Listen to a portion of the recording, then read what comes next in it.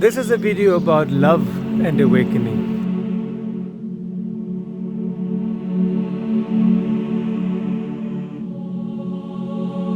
Hello, this is What is Awakening. This is Wake Up with a video about love.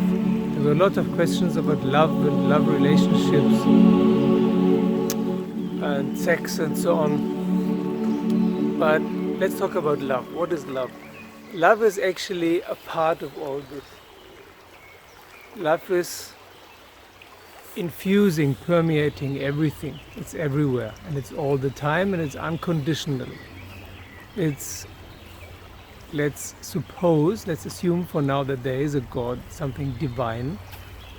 It's something that the divine feels for all creation equally. He, she would love all human beings, all animals, all plants, all fungi, all gases, all rocks and so on, equally. That's love. It's not an emotion, it's something that exists as a law of nature. What we usually call love is longing or desire or even fear, interdependence, codependence, what not. Yeah? The thing that probably comes closest is the love towards your children, because that's very giving without expecting anything back. If you do expect anything back, you should go to a therapist. It's not the job of your children to give you anything until they're 18. Then they're kind of free and have to do their own thing. But at least as small children and babies, we as adults are the giving ones. And that's natural, that's fine. That's how it should be. And that's something that can be very fulfilling, and you learn a lot about what love really is. Because the games you usually play in love relationships, yeah, that's often something else. Love might be involved, but love is also impersonal. Yeah? Love is if you love yourself as much as the next person, like in the original Christianity. Yeah? Love your neighbor as thyself. That's love. What we do in love relationships, they're often projections. We project our own problems, our own fears, our own desires, our own hopes onto another person, and he or she has to fulfill them. That cannot possibly work. Plus we project all of the things that we hate and love about our parents also on our partners. This has nothing to do with love. Sorry to say that.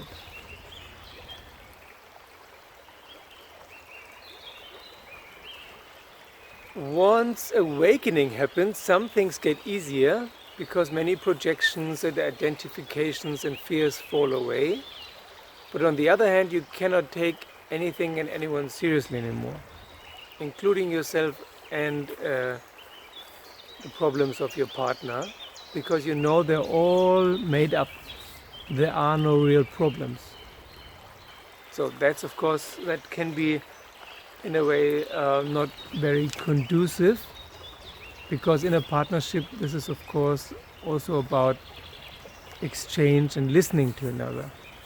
So that's probably the best thing one can do, to just listen without thinking too much.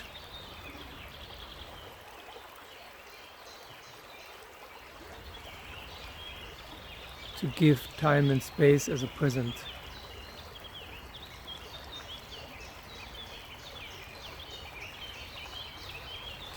I do not know many people who are enlightened or awakened who have partners.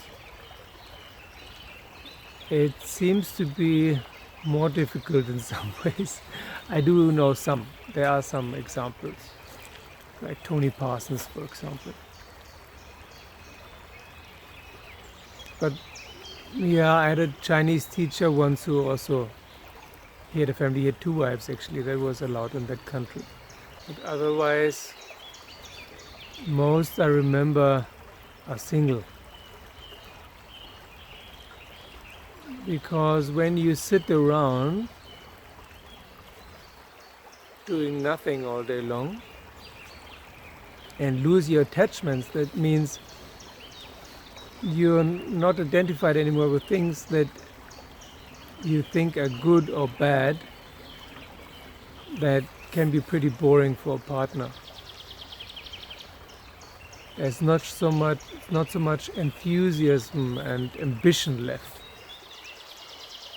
But otherwise you're more forgiving and tolerant than before. But as I said before you're enlightened, you still have your personality. If awakening has happened to you, you still have your personality, and you still use it, and it still reacts the same way it has always reacted. Only there's another part within you who does not react and who is full of love and tolerance. But your personality, whatever quirks or crazinesses it used to have, it still has them, unless you do some kind of therapy, and then maybe some of those quirks will disappear. So a love relationship can be beautiful, it can be a quagmire of emotions, and love is not an emotion. An emotion wants something. You want something now. They're very fast, faster than you're thinking. Instincts are also another thing altogether. Again, it's something your body knows it has to do right now. And thoughts are all over the place anyway, and most of the time they're not even your thoughts. All of these we usually call love in one way or another. But love from a higher perspective is something that just happens, that is there all the time, and you cannot turn it on and off. It's on all the time. It's nothing that you can influence, it just happens. And you can link yourself into it, like going into the internet, establishing a connection to the internet. You can establish a connection to the universal love that is everywhere. And feeling universal love very strongly is called a mystic experience.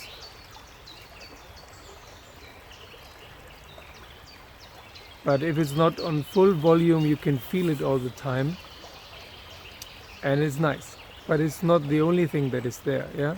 Like I said in the video about death, here all this is life and death and love all the time.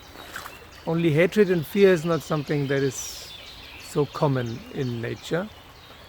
That is often something that is created by our minds, our human overactive minds.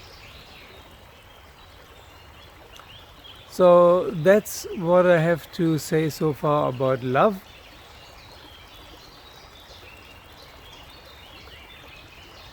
You could, as an exercise, try to feel into the universal love.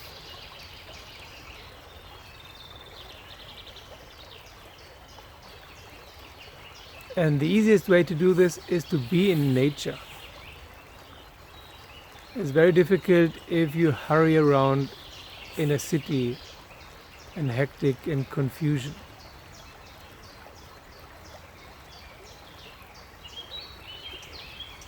But as always, there's nothing to worry about. All is well. Love is everywhere. You are loved, and you can love yourself. Okay, that's it for today. Wake up. Thank you for subscribing. Thank you for watching, and see you with the next video. The virus crisis and panic seems to have abated a little bit, so I will not make a video every day anymore, but only about twice a week. Let's say about twice a week, because of course I have other things to do as well. Actually, I don't have anything to do. but I choose to do other things as well, although this is fun. Okay, thank you very much for watching. See you soon.